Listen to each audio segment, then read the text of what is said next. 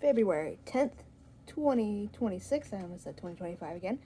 Continuing this. It's dark in here because it's nighttime, for once.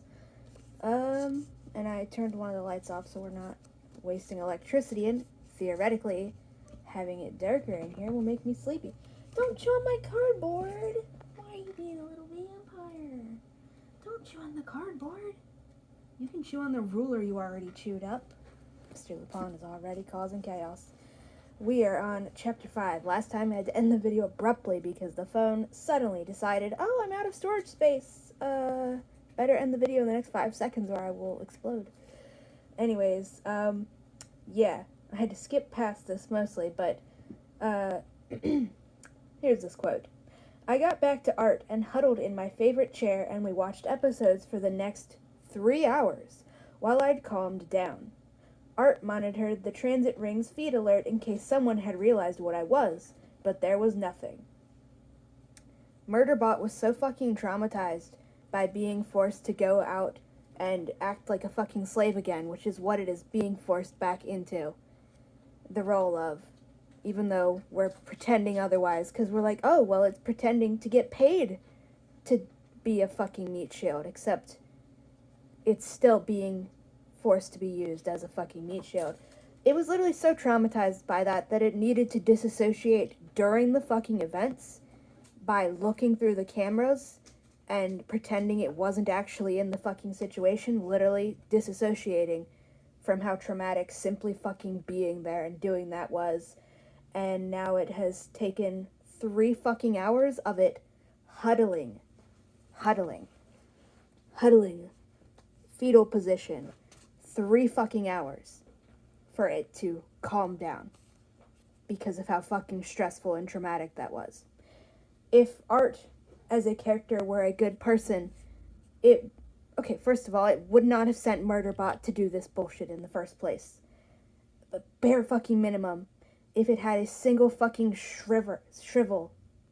I'm trying to say the word splinter and other words at the same time, it's not working. If it had just the smallest, I was also trying to say sliver, and got messed up with splinter, whatever, you know what I'm saying. If it had the tiniest bit of fucking morals and compassion, it would have seen the state that Murderbot came back in, realized it was disassociating to begin with, and that it literally has taken 3 entire fucking hours of it huddling in the fetal position from fucking terror to realize, oh, okay, I'm so fucking sorry, I completely fucking miscalculated. This is apparently my first time interacting with a traumatized person ever in my life. I thought I knew what was best. I'm so fucking sorry. You do not need to go back out there. Imagine that. Because we're pretending in this book that Art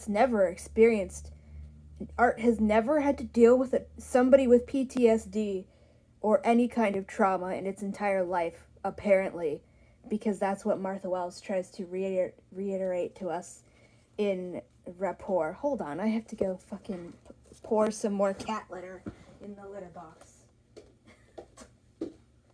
Guys, have one job. Can you please do your one job? Well, no, you have 2 jobs.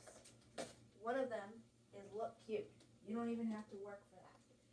Your one job is just cover the crap in the litter box. That's all you gotta do.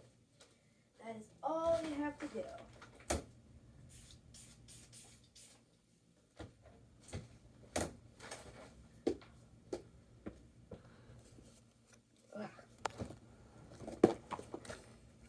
For the record, if you need some cheap air freshener, if they're on clearance, these little wax melts were $1 at Walmart. It's root beer scented, and it smells so good. You can just sit it somewhere nearby. You don't even have to use it, and it just smells nice. Hello, here's Mr. Lupin. Excuse me. Excuse me. He's purring like a little popcorn machine. Or a little Geiger counter. Whichever one. He's looking at the camera. That's you. That's your cute little face. You gonna lay down? Yeah, I know. He has learned not to climb up on my shoulders now. He just likes to sit on my chest and or my lap. He likes both and wants me to hold him in place. I know, you're so cute. Yeah. Literally just imagine if any of the characters in this book were even remotely good people, or if the narrative itself, Martha Wells that is, cared about them not being good people, because all of these actions that Art is doing, this is what Martha Wells wants us to think is good. Because if she didn't want us to think it was good, hello, I know you're so adorable, there would be, hey, no. Yeah, I know. You're like, well, if I do a bad thing, I can just nuzzle you. That makes up for it, right? Almost, but you gotta stop being a little piranha. We've never let you play with our fingers. You gotta stop that. You have so many toys. You got your little mouse. No, he's trying to grab the book from me. Hey, Ozma. Here's Ozma. I don't know if you can see her. You want to look this way? She said no, she's just looking at the shadows. They like to chase shadows. That's not the right angle for a shadow. Hey, stop attacking me. Stop it, or you'll be banished to the floor. You gotta go to the floor. Sorry. If this book would be fine if the characters being horrible people were at least acknowledged and the point of the thing, but we are literally supposed to think that there's nothing wrong with Art's behavior here in forcing Murderbot into this situation, forcing Murderbot to re-traumatize itself. Can you stop that, little kitty? That's my bookmark. You can't eat it. That's my bookmark. That's mine. Alright, you're banished. You're too hyper. Go chase your toy. Where did you put the ball?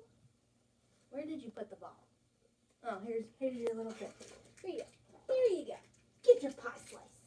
Go get your pie slice. You like that thing. It's got catnip in it. And he's immediately coming back. Again, I have no problem with characters who are horrible people if the book acknowledges that they're horrible people, and that's the point. See Flatland, A Romance of Many Dimensions. Stop poking me. He's like, but look how cute I am. I know. I know. He seems to be suspicious of the camera.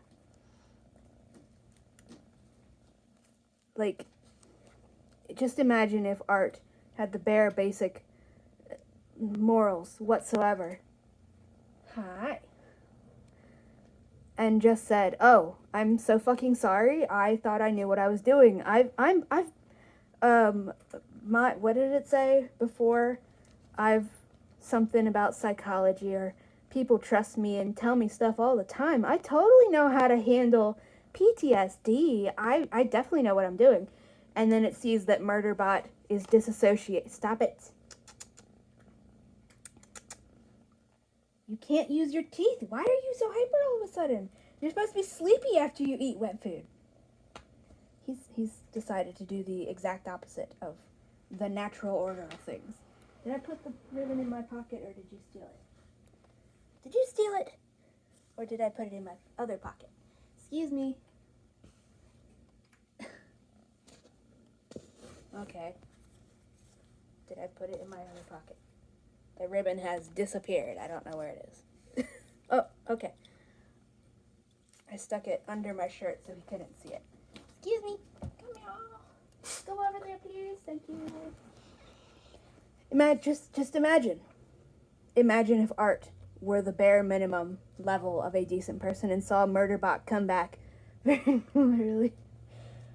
Jaken, stop stabbing my toes. Very clearly disassociating, more fucking traumatized than it was before, and literally requiring 3 entire hours huddling in the fetal position before it is quote-unquote recovered.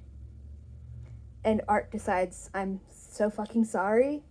I fucked up. This is entirely my fault. You do not need to go back out there. I'm so fucking sorry that I did not listen to you when you told me that you knew what you were doing. Sorry, Ozma. You were directly where my feet go. Just imagine if Art apologized here. Imagine if we were meant to acknowledge that this was a terrible fucking plan. But we don't do that, and we don't do that because Martha Wells' goal with this series, whether she will ever admit it or not, is slavery apologism. This is the best plan, because it is the plan that forces Murderbot, from now on, back and forever, into the role of a fucking human shield for slave owners. And proxy slave owners. Murderbot is never going to be allowed to do anything or be anything other than a human fucking shield, who literally only has value when it is using itself as a human shield for rich people. And that's literally the only thing that Martha Wells will ever let Murderbot do, because if she let it do anything else, then that would, require something besides slavery apologism, and she cannot fucking handle that. So it's never going to happen. We are now on chapter 5, which is on page 75, supposedly. Where did my drink go? We're doing it again with the whatever. Let me read. I didn't finish rereading this last page. Art monitored the transit ring's alert feed in case someone had realized what I was, but there was nothing. I told you so, Art said, again, again, we have to cover that. No, there's no I told you so in this situation, because Art's plan is the one that required Murderbot to go to the transit ring and make a paper trail and put its face on all the cameras and in everybody's minds and interact with people directly. Murderbot's plan consisted of hijack one of those manual fucking transports, not sentient for fucking once, literally morally neutral act, because fuck corporations.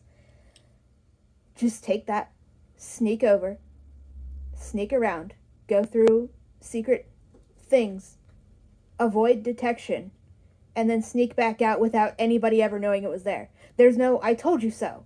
There would only be an I told you so if Murderbot had said, yeah, I'll just waltz through in front of everybody. There's no I told you so, because Art is literally the one creating the situation where Murderbot is forced into this close contact with people. And again, we see later books, there are so many fucking people. Most fucking people do not know what a sec unit looks like, as opposed to any other augmented human. That happens so fucking often, and yet we just get told, it definitely had to be coerced into this torturous surgery that was literally just fucking torture for Art's amusement, because people definitely would have known it was a sec unit, and it's like, that's literally never true. It's not fucking true in any goddamn way. It literally doesn't actually alter anything that makes Murderbot stand out as a sec unit. And again, because Martha Wells is a shit fucking writer, we literally don't even know what makes a sec unit look like a sec unit.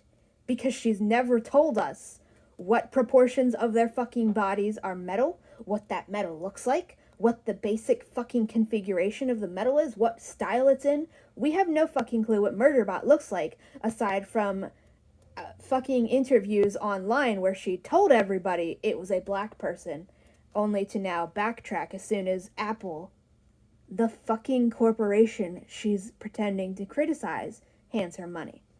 So, no, there's no I told you so here. It's just lying. We're just being lied to as the audience. Martha Wells is just fucking lying to us. We're just supposed to believe that, Murderbot's plan definitely would have failed because Art is so smart and did everything right, when Art is literally the one re-traumatizing Murderbot, reinforcing its fucking brainwashing and lifelong conditioning, telling it that it has no value unless it is being a fucking human shield for other people, and just putting it into so much stress and danger for no fucking reason. And now it's literally fucking bragging about doing that. I told you so, Art said, again. I ignored it. I hadn't been detected, so now it was time to think about the rest of the plan, which now involved keeping my new clients alive.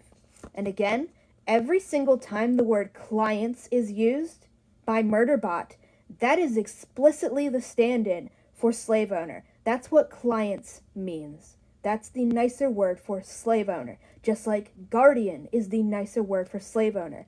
Murderbot has literally successfully been forced back into the mindset that it is a fucking slave and it has no value except keeping its slave owners alive. That is what clients always fucking means. Client. Slaves do not have clients, they have slave owners. And people renting out a fucking slave are also slave owners. I can call them slavers if the fucking racist nitpickers would like that better. There's no fucking difference. Chapter 5. I met them at the embarkation zone. I had the knapsack, which was part of my human disguise, but the only important thing I was carrying was the comm interface from Art. It would allow us to communicate once I was down on Rabbi Hiral, and let me continue to have access to Art's knowledge bases and unsolicited opinions. I was used to having a hub system and a sex system and again, Martha Wells never fucking read any of these words out loud. Why would you ever shorten security system to sex system? You're just trying to make it sound like sex system. Because, again, basic writing tip. Read your fucking words out loud and see how they function out loud. Rip to the people who have to record audiobooks for this. I was used to having a hub system and a sex system for backup, and Art would be taking their place. In parentheses, without the part where those two systems were partly designed to rat me out to the company and trigger punishment through the governor module. Art's freedom to weigh in on everything I did was punishment enough. End parentheses. I'm not going to... Oh, good God, it's gonna be so bad when we get to system collapse, and I have... There's literally a parentheses in one of these books that never gets closed. So, technically, every single book that comes after that is part of that fucking parenthetical aside because that fucking bracket never closed. Ever. I had inserted the comm interface in a built-in compartment under my ribs. All three of my clients were waiting, each with a small bag or pack, since hopefully they would only be staying a couple cycles. Also, I do want to point out again, possibly for the first time on video, because I just got done making a shitty, not really a comic, because it's mostly text.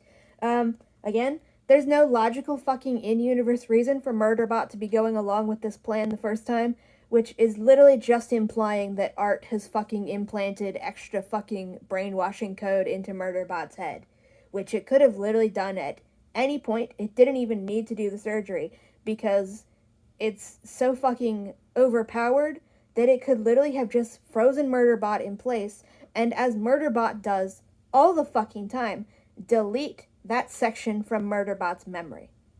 It literally could have done that at any fucking point, including before Murderbot even boarded it.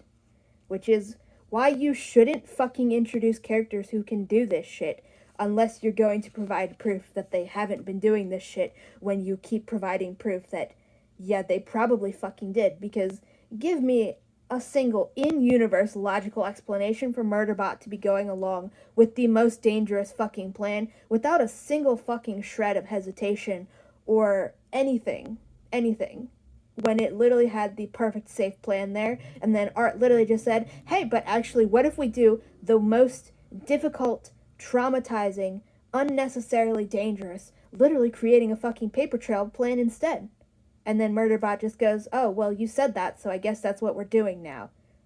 There's no logical explanation, except Art has fucking done something to Murderbot so that Murderbot literally has to fucking go along with this shit.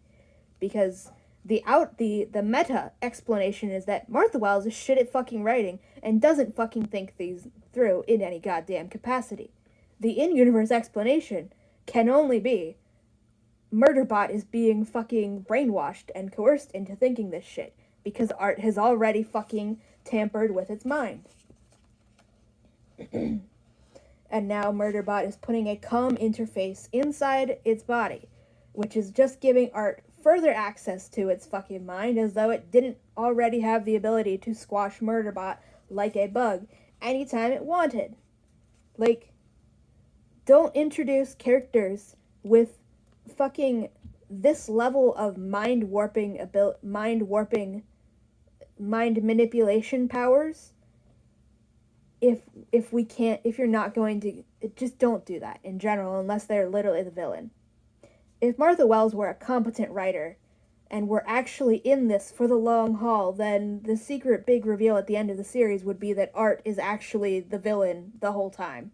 Or at least the university is the villain the whole time, but also it would more likely just be Art itself. But that would require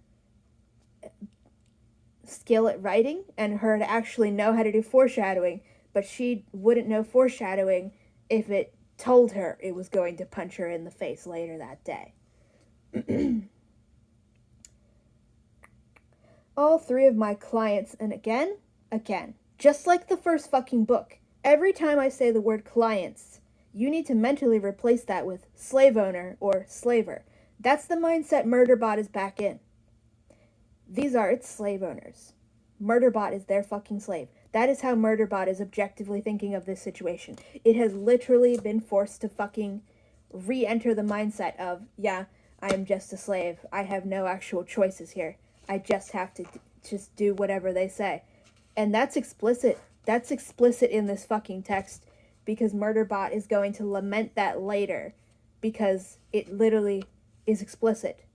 But we're only supposed to think that's bad because the slave owners in Murderbot's mind end up getting hurt because of it. Not because Murderbot is being fucking re-traumatized and reconditioned to continue thinking of itself as having literally zero value except being a fucking human shield. Again, this entire series is just slavery apologism because Martha Wells is fucking racist and loves slavery apologism. All three of my clients, aka slavers, were waiting, each with a small bag or pack, since hopefully they would only be staying a couple cycles. I hung back until they finished saying goodbye to the other members of their collective. They all looked worried. The collective was listed in the social feed as a group marriage and had 5 children of various sizes. Once the others had left and Rami, Morrow, and Tapan were alone, I came forward. And again, if these people are the ones being representatives for the whole group and they're just barely not teenagers anymore, how old is everybody else in the group?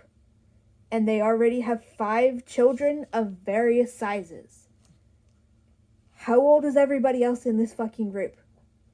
None of this is painting a good picture. And again, it would be fine if this were part of the goddamn supposed, as they've pointed out, this is literally not actually a dystopia, because a dystopia is showing you bad things to criticize those things. This doesn't actually fucking criticize anything, except individual people that Murderbot doesn't like. We're not actually supposed to think that the systems or the people who uphold the systems are a problem. It's only a problem when it inconveniences the protagonist. Again, so like, these people are barely out of being teenagers, so they're probably only 19 or 20, and these guys are the representatives for the group, implying that they are the oldest. So how old are all the other fucking people that they have married, and when were these fucking children born? Is there fucking child marriage going on here? What exactly is going on here? I'm not supposed to be asking any of these fucking questions, by the way. We're just supposed to be glossing over this and not giving it a second fucking thought, because these books are not meant to be analyzed unless you're just singing it mindless praise, because we're just supposed to accept the vibes, inhale the propaganda, and never question a single fucking thing. Once the others had left and Rami, Morrow, and Tapan were alone, I came forward. Talasi bought us passage on a public shuttle, Rami told me. That could be a good sign, right? Sure, I said. It was a terrible sign. And again, just basic shit. Again, if Murderbot were meant to be a competent character, And this can't even be blamed on Murderbot currently being in the mindset of, I have no choice, because it could at least be thinking what I'm about to tell you and then not saying anything because it's in the mindset of it's just a slave and it doesn't get to have a say. If the person that you are pretty damn certain wants to murder you pays for your fucking bus ticket, you know what the intelligent thing is? Get a different fucking bus. You can afford a fucking bus. Get a different fucking bus. Maybe report the fucking bus that they bought you a goddamn ticket for and warn whoever, say, hey, you might want to inspect that fucking bus. Might be something wrong with it. There might literally be a fucking bomb on it. This is a basic fucking conclusion that anybody who's thinking would come to. Murderbot, if this were competently written, would come to this conclusion instantaneously. But these two paragraphs here. Talesi bought us passage on a public shuttle, Rami told me. That could be a good sign, right? Sure, I said. It was a terrible sign. It didn't say that out loud, but it's also not thinking the immediate, yeah, this is probably booby-trapped. We should get a different bus. Just bare minimum. Bare minimum. And it's not happening, because it's not actually well written. And again, even just doing that much would make you, the fucking reader, engage your goddamn critical thinking skills and start thinking for yourself as well, and trying to figure out what the villain could be up to. Because, oh yeah, the villain bought you a bus ticket? The villain that you're pretty fucking sure wants to kill you bought you a bus ticket? Yeah, maybe you should not use that. Maybe you should get a different bus. Basic shit. The employment voucher got me through into the embarkation zone, and there was no weapons scan. Why? Why the fuck would there not be? Oh my god, it's just so fucking ridiculous. Rabbi Hiral allowed private weapons and had a low security presence in public areas, which was one reason small groups of humans needed to hire private security consultants to go there. As we approached the shuttle lock, I sent to Art, "Can you scan the shuttle for energy anomalies without transit ring security detecting the activity?" There's so many extra words there just to make that seem more clever than it is. It's just like, and again, they're still getting on the fucking bus that the goddamn murderer sent them.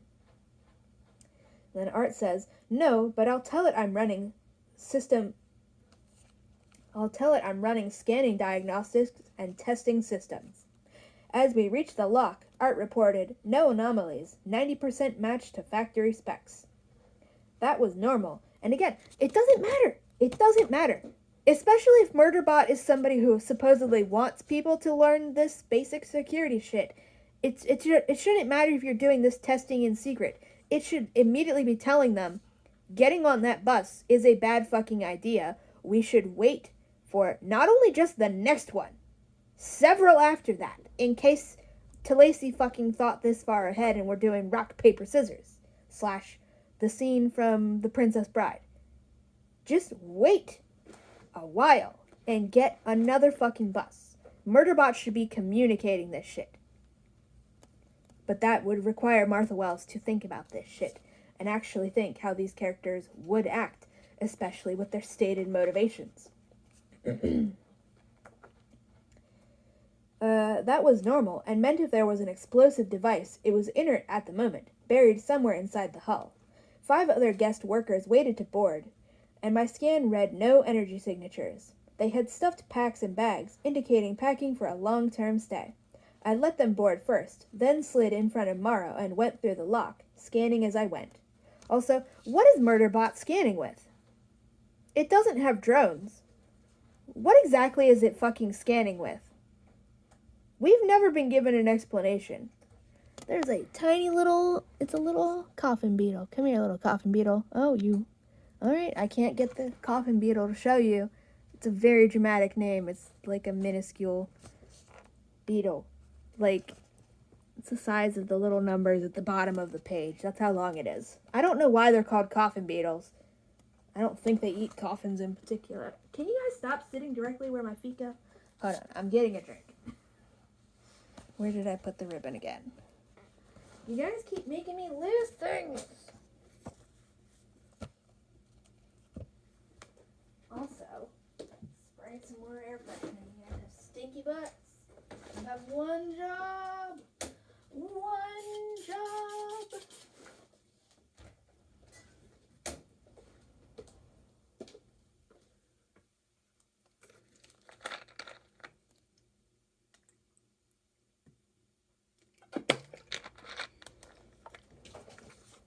If you like flavored water, I like the Great Value kind best. Second best is Aldi. I think it was, I don't remember the name of the store we got it, another one from, but that was terrible. It's Kmart. Wait, does Kmart still exist? Kmart, Kroger, something with a K, possibly an M. Some kind of red logo. Theirs is terrible. What was I saying? Oh yeah, we have literally no idea how Murderbot is scanning things if it doesn't have access to drones. Because in the first book, it was scanning things with drones. What's it scanning with now? Its eyes? This is a basic question and we're never going to get an answer. Come here, Coffin Beetle, can I show you to YouTube? Want to walk on my hand? Said no. Apparently they pay attention to light because it's walking away from my shadow. Alright. Just imagine a tiny itty bitty little kind of long brown beetle. It's just so fucking small. Like a grain of rice. And a small grain of rice at that. They just wander around. They just do stuff. Yeah, what is Murderbot scanning with? How is it scanning? How? It literally doesn't have drones. It doesn't even have a secret little art drone. The shuttle was bot-driven, and the only crew was one augmented human who seemed only there to check employment vouchers and shuttle passes. She, assuming this person's pronouns, looked at me and said, "There's only supposed to be 3 of you." And I point that out because just you wait. I didn't answer, being in the middle of wrestling the security system for control. It was an entirely separate system from the bot pilot, which was non-standard for the shuttles I was used to. Tapan's chin jutted out. "This is our security consultant." I had control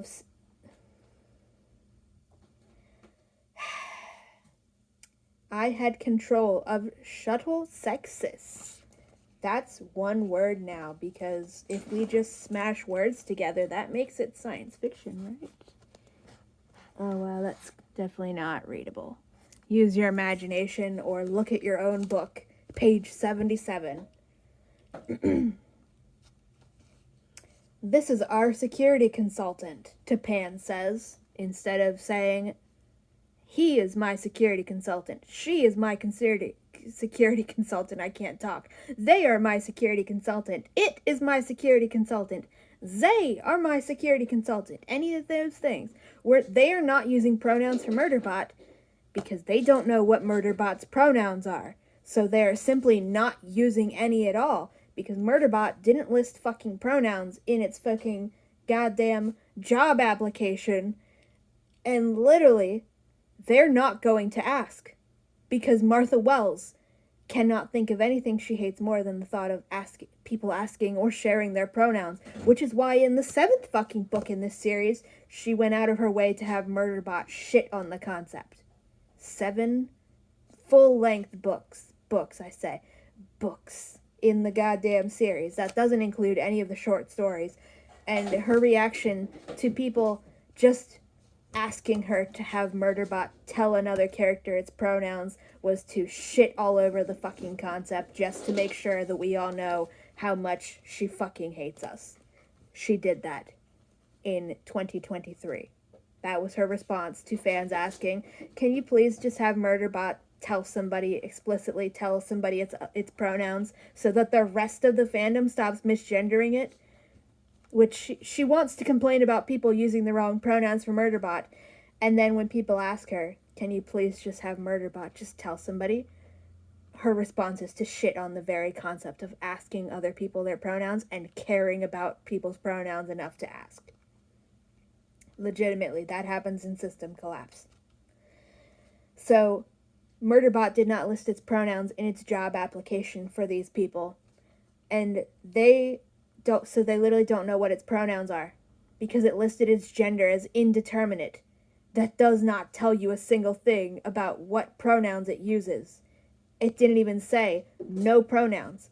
There's just nothing there. There's no information there. So they are just not going to use pronouns to refer to it, instead of literally just asking it what it would prefer to be called, even though one of them is supposed to be non-binary. Because Martha Wells is a fucking cis woman, and she doesn't actually care about non-binary or other trans people. Little Beetle is walking up the wall. I want to show you. Walk onto my hand. Walk onto my hand. I want to show you to YouTube. It's literally, I'm literally putting my thumb against the wall for it to walk onto, and it's literally turning in the opposite direction every single time. So, they pay more attention than regular spiders, but less attention than jumping spiders. I bet if I could, I'm too lazy to get a piece of paper, but yeah, they're harmless. I don't know why they're called coffin beetles. They're not poisonous or anything. It's not like they're going to send you to a coffin. Yeah, so the characters are just not going to use pronouns for Murderbot, instead of literally just asking what its fucking pronouns are, which would allow Murderbot and Martha Wells to be explicitly clear about what Murderbot's pronouns are, instead of having the plausible deniability for the fucking bigots in the fandom who insist on calling it everything but its actual goddamn pronouns. Because Martha Wells wants that plausible deniability. She wants to continue courting that section of the fandom because they give her money. She doesn't actually give a single fuck about real people who use its pronouns. She doesn't give a shit. As long as she gets her money, she does not fucking care. Tapan's chin jutted out. This is our security consultant. I had control of... I already forgot that was there. Shuttle Sec Sys, and deleted its attempt to alert the bot pilot and the crew member to the fact that it was compromised. And again, is the moral of this series supposed to be that robots are people too? Because it sure as fuck does not apply to all of the goddamn robots. You cannot give me any goddamn justification for why Hub System in Book 1, which is literally just fucking HAL 9000, but we pretend it is mindless and evil. Yeah. We pretend that this series says robots are people too, except no, it hates robots' mechanical guts. It's fine to brainwash and delete the goddamn memories of any random fucking robot you meet. That's fine. That's morally neutral. It's not like they're people or anything. It's totally good to kill any fucking robot you meet. It's not like they're a fucking person or anything. If they're called a combat bot, that definitely means they're evil and deserve every horrible thing that happens to them. And here is Shuttle Sexus, a fucking computer system. No fucking justification to differentiate this from any other goddamn robot who is a person, and Murderbot is just completely fucking body puppeting it and silencing its attempts to get help. But we're supposed to pretend that this series says robots are people too. It doesn't. It does not. This is one of the most human-centric things I've read, and I've read a lot of shitty sci-fi. This series worships humans because humans stand in for slave owners. I had control of Shuttle Sec Sys and deleted its attempt to alert the bot pilot and crew member to the fact that it was compromised. The crew member frowned, checked the voucher again, but didn't argue. We went on into the compartment where the other passengers were getting seated. They were stowing their possessions or talking quietly. I hadn't eliminated them as potential threats, but their behavior was lowering the probability at a steady rate. I took a seat next to Rami as my clients... Again? Every single time? What does that mean? Slavers. Slave owners, slave renters, there's no fucking meaningful difference. They're slave owners. I took a seat next to Rami as my clients got settled and pinged Art again. Alright, that's a bad fucking sentence. because there's no comma there. I took a seat next to Rami as my clients got settled and pinged Art again. The way these fucking pronouns work, that's implying that the slave owners, or slavers as Murderbot is literally thinking of them, that means that they're the ones pinging Art instead of Murderbot. I took a seat next to Rami as my clients got settled and pinged Art again. All you gotta do to make that clear is reframe it as, while my clients got settled, I took a seat and pinged Art again. Instantaneously clearing it up and leaving no room for confusion. Art said, I'm scanning for targeting anomalies and the situation is currently clear. And that's in the exact same paragraph as that first sentence. So we are having Murderbot take actions. Rami and the other people are taking actions. And Art is speaking all in the same fucking paragraph. It meant it couldn't see anything on the moon aiming at us. If that was the plan, it wouldn't happen until we were underway. If somebody fired at the transit ring from the moon's surface, I was pretty sure that would be a huge deal, and there would be legal ramifications, if not immediate violent retaliation by ring security. Okay, they just knocked over the box. I told Art, if they fire at us en route, it's not like we can do anything about it. Art didn't answer, but I knew it well enough by now to know that meant something. Why would you... And again... whatever, I'm not even going to get into that. I said, you don't have a weapons system. That's a sentence, that's not a question. There hadn't been one on the schematics, at least the schematics that Art had made available in its unsecured feed. Do you? That's a question. Art admitted, I have a debris deflection system. There's only one way to deflect debris. I had never been on an armed ship, but I knew they were subject to a whole different level of licensing and bond agreements. In parentheses, if one of them accidentally shoots something it's not supposed to, somebody has to pay for the damage. End parentheses. I said, you have a weapons system. That's a statement, not a question. Art repeated, for debris deflection. I was starting to wonder just what kind of university owned Art. Rami was watching me worriedly. Is everything okay? I nodded and tried to look neutral. And again, that whole conversation is just obnoxious and confusing for no fucking reason, just to try and seem clever. And it's like... Hold on.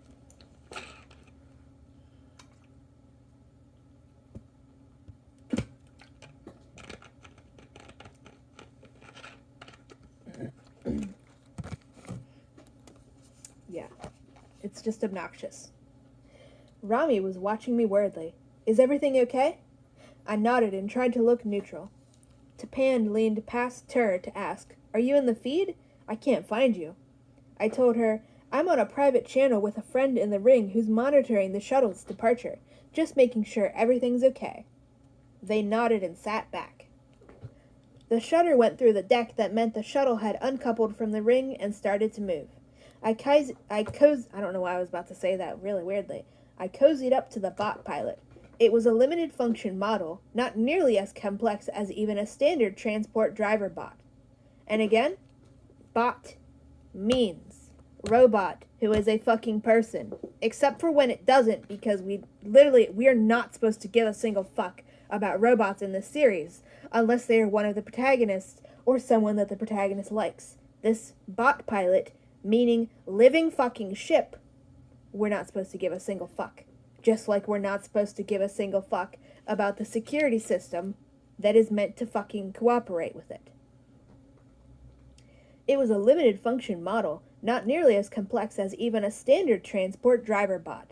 I had the shuttle sexist tell it I was authorized by ring security, and it pinged me cheerfully. So Murderbot is literally fucking body puppeting the security system, which is also a goddamn robot, because I've never been given any goddamn proof that they're not, and the hatred towards them makes me think they are, and it's just fucking speaking as it. It's fucking possessing the goddamn thing.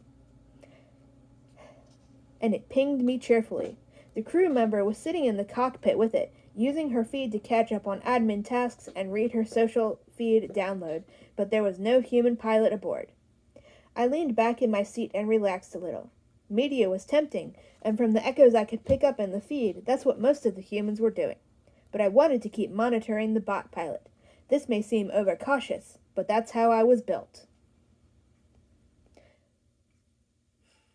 I'm not even going to get into it again. Further reinforcing that Murderbot is supposed to be a character who pays attention to these kind of things, and yet the fact that Murderbot just wouldn't care is used to justify the absolute lack of world building and basic character descriptions because Martha Wells is a bad writer. So she literally wants it both ways. We're supposed to think, oh, Murderbot's so good at its job. It's so good at paying attention to everything, except for all of the shitty writing that excused by, well, Murderbot just wouldn't pay attention to that, even though it supposedly pays attention to everything. Which is it? Which is it? Just admit you're shit at writing. I leaned back, and again, I wouldn't be complaining about the shitty, lazy writing as much if A, it weren't slavery apologism, or B, these were free to read online instead of costing fucking ridiculous amounts of money. But it's just slavery apologism, ableism, reinforcing extra sexist stereotypes, and it costs an arm and a fucking leg. So yeah, I'm gonna goddamn complain. This may seem overcautious, but that's how I was built. Further reinforcing, once again, that Murderbot can never be anything except a fucking human shield, and that it shouldn't try to be anything else, because that's just how it was built. Some people are naturally designed to be enslaved, and they can't be happy if you free them. Don't be ridiculous.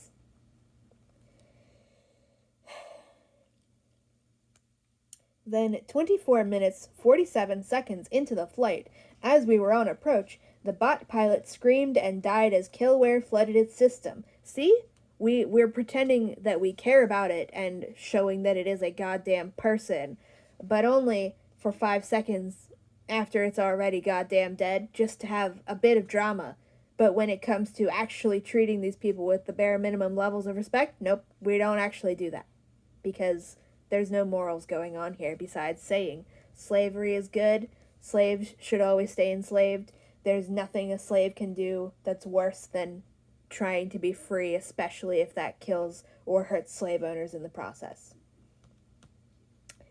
As we were on approach, the bot pilot screamed and died as killware flooded its system. It was gone before shuttle sexist or I could react.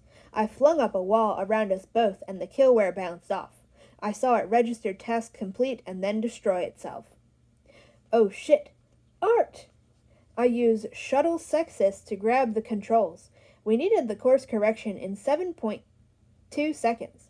The crew member jolted out of her feed by the alarms. Stared at the board in horror, then hit the emergency beacon. She couldn't fly a shuttle. I can fly hoppers and other upper atmosphere aircraft. Since when are hoppers upper atmosphere aircraft?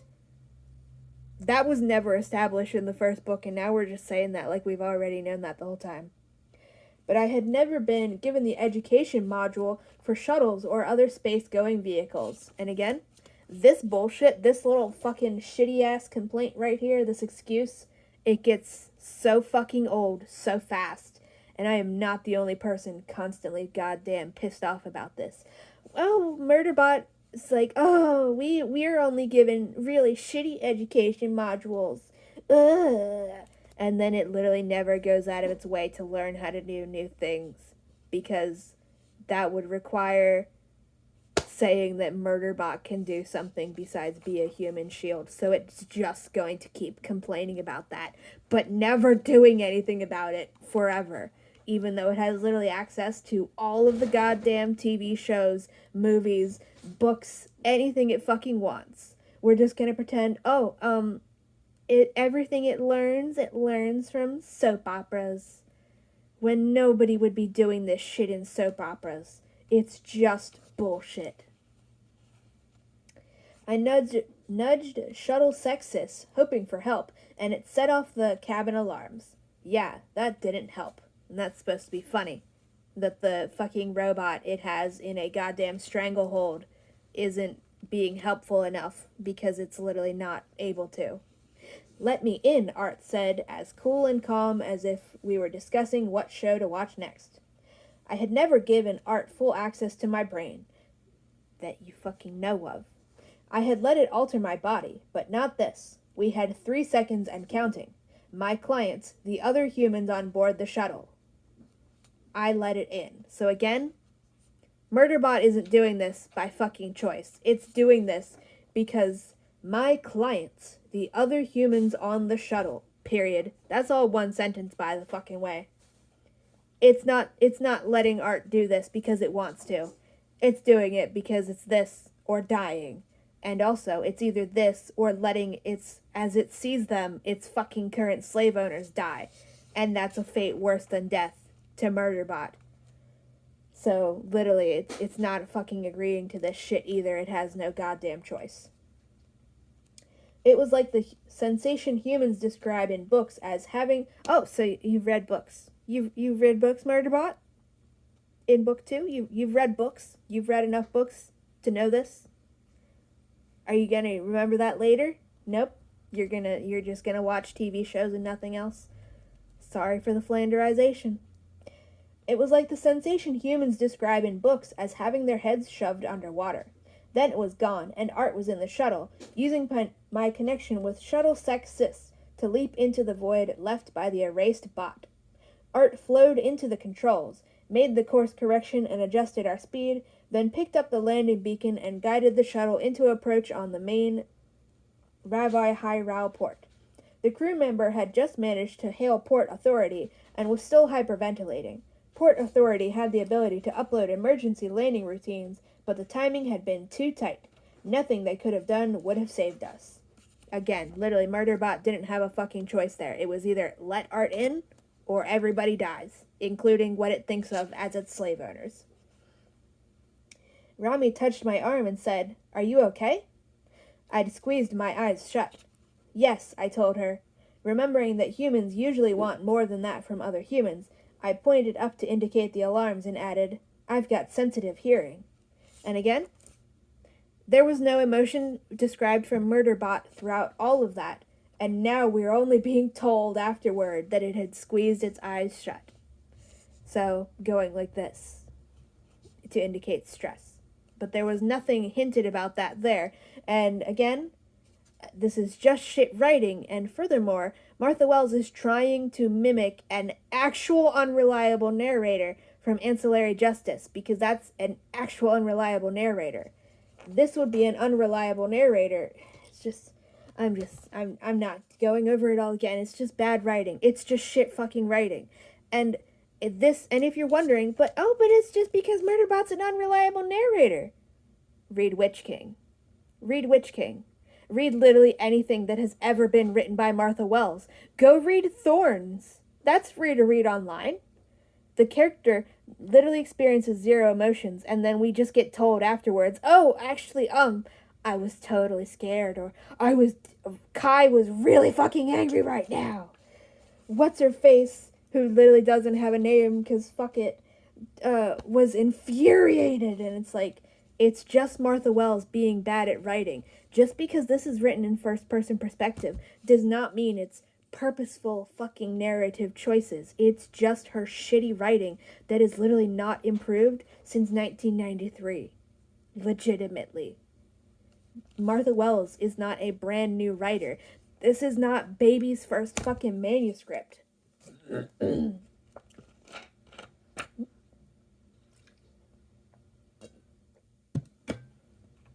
She's been publishing shit since 1993.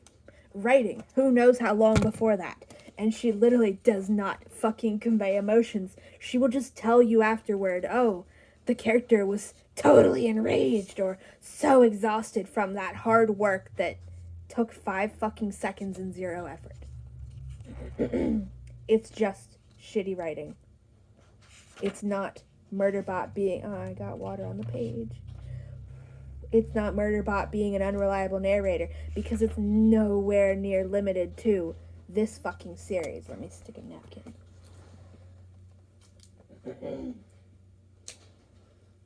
It's not Murderbot being an unreliable narrator, because it doesn't begin and end with this series. There's nothing intentional about it. It's just shit writing that she's been doing probably longer than most people watching this video have even been alive and refusing to fucking improve on.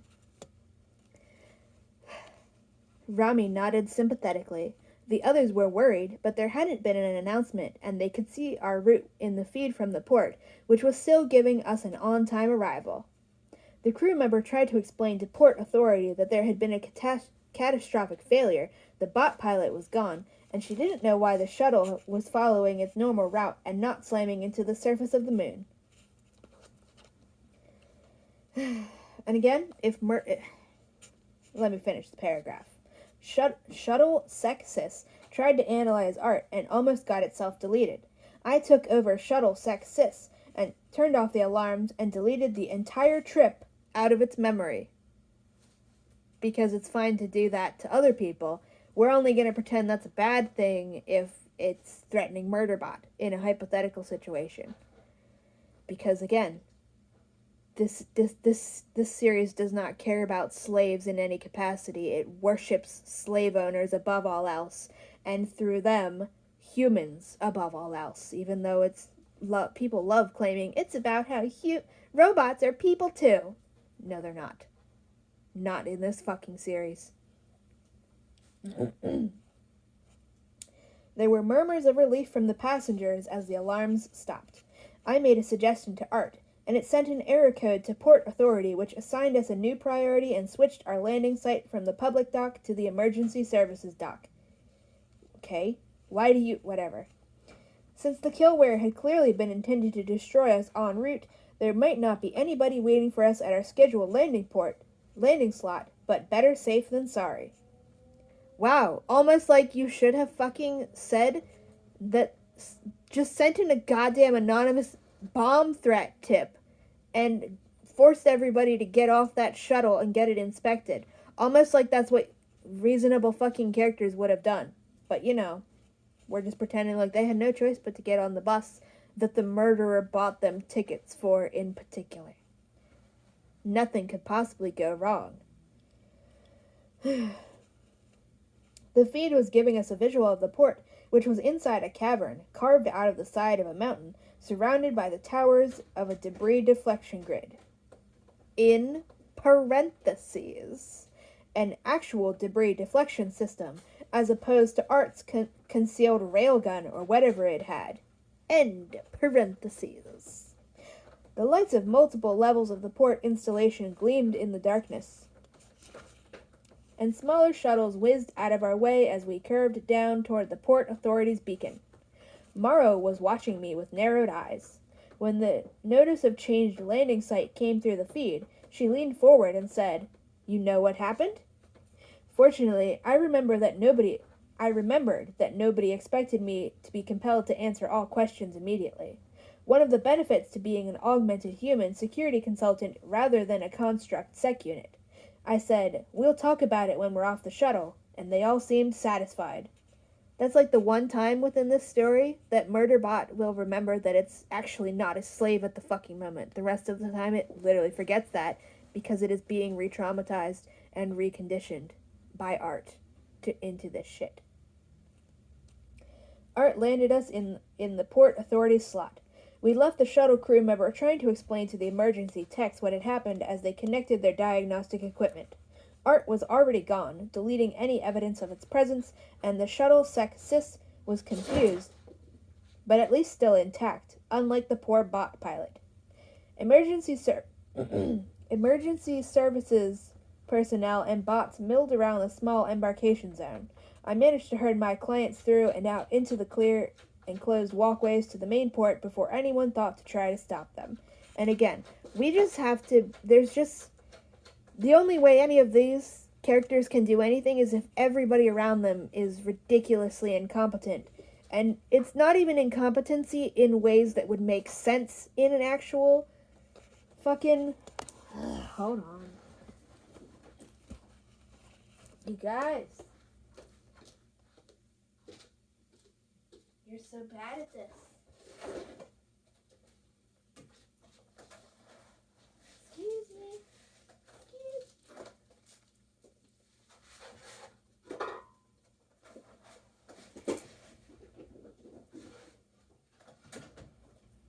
Oh. Would help if the fan were plugged in, wouldn't it?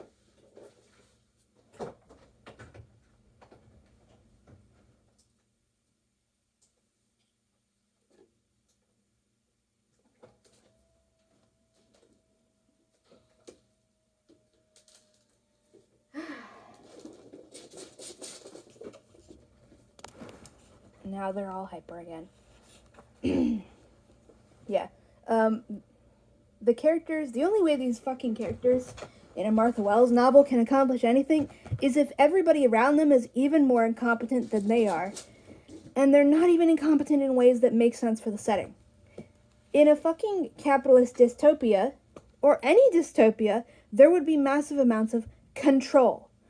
Limiting shit on your personal fucking ability to move about. But because it's a Martha Wells novel, and not actually a fucking dystopia, because we're not actually criticizing anything properly, we literally do more corporate shilling in this fucking book series than anything else. So, instead of them all being forcibly fucking detained by security as just the basic shit, and maybe even arrested just for being in the wrong goddamn place at the wrong time. You know, a thing that would happen in fucking dystopia, because security needs somebody to blame. So, until further notice, we're gonna blame the people who were on the fucking thing who would have died. Basic fucking injustice and bullshit scapegoating like that is shit that actually happens in dystopias. But because Martha Wells is writing this and it's not actually a dystopia, they just waltz by. Nobody stops them because security is not even there properly, and also must be more incompetent than the characters so that nothing can get in their way, even though it doesn't fucking make sense. You just had a catastrophic fucking failure of one of your fucking public transports that could have killed everybody there if it had fucking crashed into the wrong thing. A catastrophic fucking systems failure that nobody knows the source or cause of and can find no evidence of, and you're just letting everybody who was on board just waltz away, and we're supposed to believe that, and it's because it's shit fucking writing. Again, literally just imagine if this were competently written. Imagine if they were literally all arrested on the fucking spot. Or, you know, not allowed to leave the fucking shuttle in the first place in case... It's just so many fucking reasons that capitalist fucking pigs could come up with to justify trapping everybody on board the shuttle or throwing them into the closest jail cell. Imagine if that happened. Imagine if the fucking plan was derailed. Because, you know, capitalist dystopia, fascist dystopia, but no. Nope. That would make it too difficult. The plot says they just gotta walk away, so they're just walking away, even though it makes no fucking sense. I managed to herd my clients through and out into the clear enclosed walkway to the main port before anyone thought to try and stop them. I had already downloaded a map from the public feed and was testing the robustness of the security system.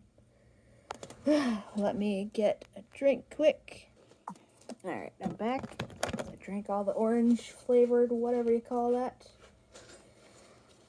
And again, just basic shit. That other page dry. We'll say yes.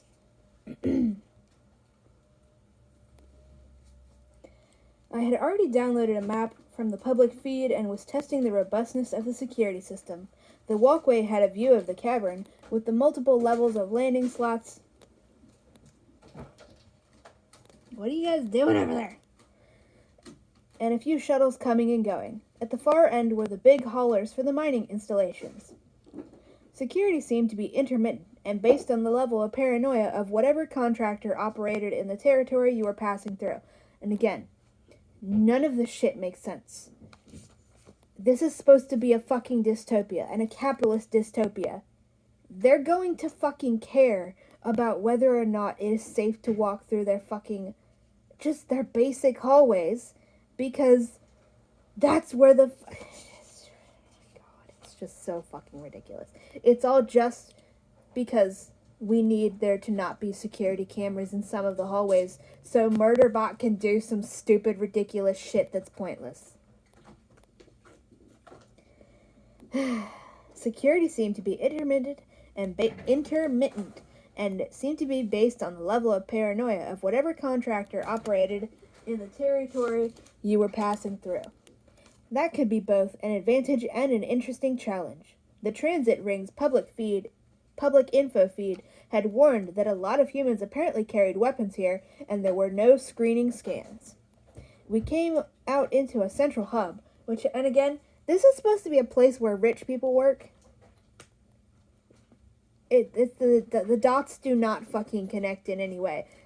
All this bullshit with lack of security and everybody can carry whatever weapons they want. This would be fine if this were meant to be some fucking outsider, just bullshit thing, lawlessness, I say, and sarcasm, where it's just run by and for, like, poor people who are forced to have all this bullshit. But this is supposed to be some rich, fancy bullshit thing where rich people work, because again, these are academics who are getting paid to goof off and do their own shit. They're rich people. This is a place where rich fucking researchers go to do rich people research. Security seemed to be... I read that. I'm not doing it again. We came out into a central hub, and we haven't described anything. That nothing has been actually fucking described at all. Emergency services personnel and bots milled around the small embarkation zone. I managed to herd my clients out and onto the clear enclosed walkway to the main port. Blah, blah, blah. The walkway had a view of the cavern. What cavern? What fucking cavern? With multiple levels of landing slots and a few shuttles coming and going. At the far end were the big haulers for the mining installations. We still don't know what the fuck a hauler looks like. None of this is actually describing anything. We came out into a central hub, which had a high clear dome, allowing a view of the cavern arching overhead, with lights trained on it to show off the colorful mineral veins. I scanned to make sure nothing was recording us, and stopped Rami. And again, that's the bare minimum description, and it's still not actually just saying what any of it actually fucking looks like. It's just bad writing. I scanned, what is this central hub? And it has a clear ceiling. What else? What else is there? Again, basic fucking security questions that a character like Murderbot should be asking if it were competently written. I scanned to make sure nothing was recording us and stopped Rami. T and the others looked up at me, and I said, "The person you're going to meet with just tried to kill you." Rami blinked. Morrow went wide-eyed, and Tapan drew breath to argue. I said, "The shuttle was infected with killware. It destroyed the bot pilot. I was in contact with a friend who was able to use my augmented feed to download a new pilot module. That's the only reason we didn't crash." Maybe I should start keeping a track of how many life or death situations that Murderbot is put into in this book, purely based on Art's fucking coercion. So it's literally almost died one fucking time, and would have died if Art hadn't saved it from a situation that Art forced it into. A module could have put the shuttle into a safe orbit, but wouldn't have been sophisticated enough to manage the tricky, flawless landing. Why not? Why not? Why would installing a new fucking mind into the living ship not be able to manage the tricky, flawless landing when that's what the original living ship did? I was hoping they wouldn't realize that. Tapan closed her mouth, shocked. Morrow said, this is the same paragraph. We are literally starting the paragraph with Tapan closed her mouth. Period. Shocked, Morrow said, but the other passengers, the crew person, they would have killed everybody? She's literally still not separating dialogue. I said, if you were the only casualties, the motive would have been obvious. I could see it was starting to sink in. I said, you should return to the transit ring immediately. Again, the very first thing Murderbot should have done when they said, hey, she paid for our bus tickets, was tell them, you should get a different bus. Don't get on the bus that the person you know wants to murder you paid for you to get on. That's the most obvious trap in the fucking world. These characters should have instantly realized that. But nope. They just have to be fucking ridiculous in order for the plot to work. So, yeah. I could see it was starting to sink in. I said, you should return to the transit ring immediately. I checked the public feed for the schedule. There was a public shuttle leaving in 11 minutes. Talisi wouldn't have time to trace my clients and infect it if they moved fast. And again, Murderbot is referring to them as its fucking slave owners, because that is the mentality that it has been forced back into. Tapan and Mara looked at Rami. T hesitated, then set her jaw and said, I'll stay. You two go. No, Morrow said instantly, we're not leaving you. Tapan, literally in the same paragraph. No, Morrow said instantly, we're not leaving you. Tapan added, in the exact same paragraph, we're in this together. That fucking paragraph right there, it's out of focus. How close do I have to get it? Gosh. Literally, two characters speaking in the exact same paragraph. This is shit that babies' first fanfiction writers learn usually within a year of them publishing fucking fanfiction. This is basic shit. Martha Wells has been publishing since 1993. She's not fucking improving. She's actively getting worse. Rami's face almost crumpled. Their support, and again, we're now suddenly mind reading other people's internal motivations and reactions because bad writing. Rami's face almost crumpled, their support weakening Tur when the prospect of death hadn't. T controlled herself and nodded tightly. T looked at me and said, we'll stay. I didn't react visibly because I'm used to clients, slave owners, making bad decisions, and I was getting a lot of practice at controlling my expression. You can't keep this meeting. They lost track of you when the shuttle didn't dock at its scheduled slot. You have to keep that advantage. But we have to have the meeting, Tapan protested. We can't get our work back otherwise. Yes, I often wanted to shake my clients. Slave owners. No, I never do.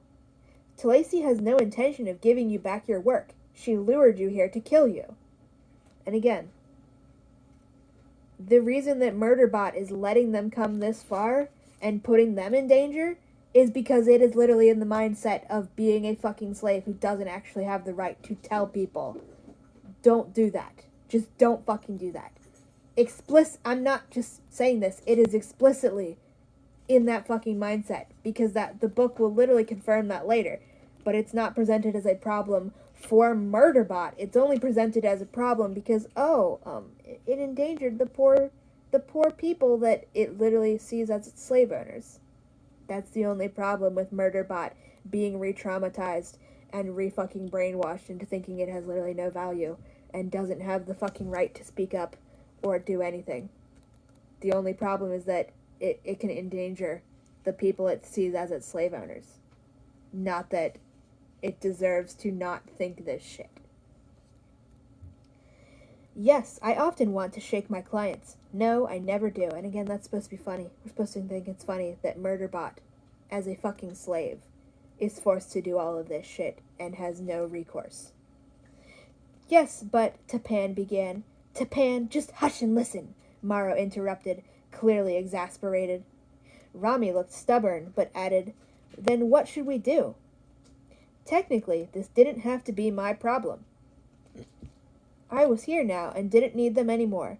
I could lose them in the crowd and leave them to deal with their murderous ex-employer all on their own. But they were clients. Slave owners. Even after I'd hacked my governor module, I'd found it impossible to abandon clients I hadn't chosen. Because of that fundamental core programming. That it literally has to want to protect people. It has to want to protect its slave owners. This is page 85 for the fucking record. But they were, I'm going to translate. But they were my slave owners. Even after I'd hacked my governor module, I'd found it impossible to abandon slave owners I hadn't chosen. I'd made an agreement with these slave owners as a free agent. I couldn't leave. I kept my psi internal. Literally, that's literally what Murderbot's thinking. It doesn't actually see itself as a free agent. It literally sees itself still as a slave with no fucking choice but to go along with everything that these goddamn slave owners, as it literally sees them, what they say, instead of insisting that they get to safety and just dropping them and letting them get themselves killed to keep itself safe. Because the story worships slave owners, and we're supposed to worship it right alongside. I kept my psi internal. You can't meet Lacey at her compound. You'll pick the spot. It wasn't ideal, but it would have to do. My clients picked a food service place in the center of the port. It was on a raised platform, the tables and chairs arranged in groups, with displays floating above advertising. There should be a comma there. With displays above, advertising various port and contractor services and information about the different mining installations. I realized I should check the fucking phone battery. 62%. I think it tells me how, somewhere on here, it tells me my free storage space. I think that's what that means. I think it's saying I have 46 gigabytes free. I fucking better. Alright. The displays also function as camera and recording chaff, so the place was a popular spot for business meetings. It's just so shittily fucking written. Hold on. It's so fucking badly written. I swear to God. We're supposed to believe that this is a capitalist dystopia where capitalists and Uber corporations are in charge of everything. But also there's a restaurant in this place where there's purposefully lots of noise so that the corporations don't spy on you, even though it's a capitalist dystopia. And this isn't run by anybody in particular. It's just, they're just doing that, just casually, to avoid surveillance. As though it's unremarkable. It's just shit writing. It's just shit writing. The only reason that's a thing is because it's convenient to our fucking protagonists. It doesn't fucking make sense for the setting. And it's not treated as remarkable in any way. This isn't like some fucking person staging a quiet goddamn rebellion. Nope, it's just there because that's what the plot requires. The displays also functioned as camera and recording chaff, so the place was a popular spot for business meetings. Rami, Tapan, and Maro had picked a table and were nervously fiddling with the drinks they had ordered from one of the bots drifting around. They had put in a comm call to Talasi and were waiting for a representative to arrive. The security system in this public area was more sophisticated than shuttles. Are you fucking kidding me? You're already backtracking? I swear to fuck. The security system in this public area was more sophisticated than shuttle sexes, but not by much. I had gotten in far enough to monitor emergency traffic and get views from the cameras focused on our immediate area.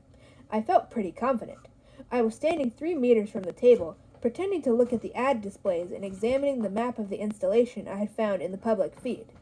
There were plenty of abandoned dig sites marked as well as tube accesses.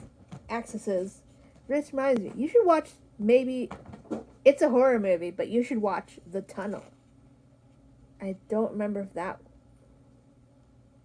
think that's actually free to watch. I think that one, there's some movie we watched that was completely free from the original creator on YouTube. It might be The Tunnel. It's from 2011, I think. Hello! You knocked my empty bottle down. That one's fun. That has nothing to do with anything except it said the word tube, which made me think of subway tunnels, which made me think of The Tunnel. It's fun. Cool. Tinnitus just stopped from this side. I have tinnitus, and sometimes I can actually hear the ringing, but other times the ringing will be so quiet I don't notice, but it also muffles everything in this ear, but it happens gradually, sometimes, so I don't fucking notice until it's just suddenly gone, and suddenly I can hear it again. It's very annoying. Literally, when I worked at Walmart, my ears doing this. I just thought that the soda cooler next to the register just had a cycle of being on and off. No, it was literally just my hearing stopping working. So, explains why I had to have customers constantly repeat things they were saying. I thought it was literally just the cooler is just cycling on and off. Nope. No, that's literally just my hearing deciding to stop working. Anyways, where was I? Okay. There were plenty of abandoned dig sites marked, as well as tube accesses that went off into apparently nowhere. Ganaka Pit had to be one of them. Art said in my ear. Why in your ear in particular? Why not just on the feed? Why are we specifying your ear right now? What does that fucking mean? Did she just not think that through? Art said in my ear. Why? Why? Imagine if you know what Murderbot could just do for the most basic disguise? Get one of those undescribed, literally no description, feed interfaces that apparently you just clip to the side of your face or something. We don't know. We've never been given the most basic description besides they can come in colors. Just get one of those and put it on! Literally. It never does that. Ever. In any of the 13 fucking stories published so far. Possibly just 12. I think the literal book literally called it shitification, which is what platform decay means. It's never done that, even though it's the most basic fucking thing. Such as, if you are on the run as a person known to have 20/20 vision, you can just buy some fucking glasses with regular goddamn glass in them because you're wearing glasses, a thing that the person people are looking for doesn't need. Why wouldn't Murderbot just get a goddamn interface, whatever the fuck they look like, and just wear it? Just blend in that way. Everybody else, presumably every single other fucking person has one, because how are you supposed to exist in this fucking setting without an interface? So why doesn't Murderbot ever just fucking get one? That is ridiculous. That is such a fucking plot hole. My gosh. Art said in my ear, there must be an accessible information archive. Ganaka Pit's existence would not be deleted from it. The absence would be too obvious to researchers. These are some bold fucking assumptions, but like all Martha Wells characters, the assumptions, based on literally nothing, they're just completely right, completely correct, because the plot requires them to be so. What do you mean the absence would be too obvious to researchers? Who gives a fucking shit what researchers think? Who gives a fuck? What do you mean? It's a fucking cover-up. What do you mean? The presence of a cover-up would be too obvious to researchers. If that's going to be the logic, that deleting the fucking name from the list, if that's too obvious to researchers, then why is there any cover-up at all? Because it would all be too obvious to researchers. What is this fucking bullshit? I swear to God. Again, this is just shit not making sense just to justify the plot and let the plot keep happening. There must be an accessible information archive. Ganaka Pit's existence would not be deleted from it. The absence would be too obvious to researchers. Why? No logical reason. No actual fucking reason. It's just, there has to be one so that they can find it, so that they can just go to the thing instead of doing any actual investigation. That depended on the research. Someone working on strange synthetics would obviously care about where they were found, but not necessarily about what company had dug them up, or why that company wasn't around anymore. But whoever had removed Ganaka Pit from the map would have been trying to obscure its existence from casual journalists, not erase it entirely from the memory of the population. And again, this is just bullshit and bold fucking assumptions. It's a government conspiracy. And we're supposed to think, they just made it so Google won't show it in search results. But you can still type in those URLs. That's like the equivalent of what they're doing here, except like not even that much. Like, just, this is ridiculous. We are just saying bullshit, and it just so happens to be true because it's bad writing. And it must be true. Otherwise, the characters couldn't do what they came here to do. Because we can't actually... Martha Wells was too fucking lazy to think of any actual way for them to figure the shit out. No, we just... The information must be out there because the government cover-up conspiracy, they wouldn't... They're only trying to deter casual journalists, not erase it entirely from the memory of the population. Casual journalists do this thing called interviewing people, including the people of the population. This is just so much bullshit. You're such a cutie. There's literally just so much fucking bullshit going on right now. So it's literally a government conspiracy. It's literally a fucking government cover-up. But, actually... they're not actually trying very hard to cover it up. So you're literally telling me right now, Murderbot could just walk up to any fucking random person who has lived on this space station for more than 5 years and ask them what happened, and they would be able to tell it. Because it's literally not a fucking secret as far as the population of the space station is concerned.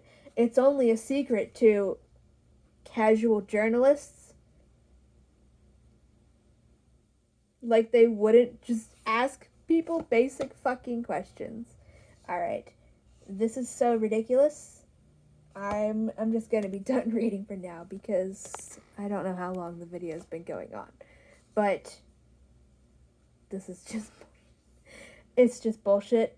I would like to read a better book. I'm reading Annihilation, which is what the movie from the same name that makes me want to read it as Annihilation because that's what the font looks like.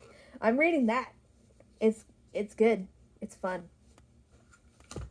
I think it might be set in Georgia or maybe Louisiana. I'm not sure. I know what they're talking about. There's Spanish mouse everywhere. They got weird beavers. I like it better than the movie because the movie was just kind of just doing stuff. This has more actual, like, logic from the characters' motivations and stuff. I'll have to rewatch the movie after I finish reading it. But anyways, I recommend it. I forget the author's name. It's something with a V. Something Vandermeer. Vandermeer is the last name. I don't remember the dude's first name. But yeah, I'm reading that. It's fun. Tune in next time for whatever this bull crap is. We are now more than halfway through, for the record, if you want to see my ribbon. This is the top. We're more than halfway through now. Next book comes out March. Several months from now. So, hopefully we'll be done this by the time we get there. I'm going to be pet sitting again soon. So you will be graced by the singing of birds and probably dogs attacking.